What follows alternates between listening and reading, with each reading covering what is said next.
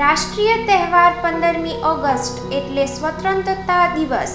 79માં સ્વતંત્ર દિવસ નિમિત્તે સર્વે દેશવાસીઓને શુભેચ્છક। જય હિન્દ। મારું નામ પરમાર ચિરાગ બગસરા, ભાજપ કાર્યકર્તા છું। 15મી આજ રોજ 15મી ઓગસ્ટ છે અને આપ સર્વ દેશવાસીઓને એક શુભકામના છે।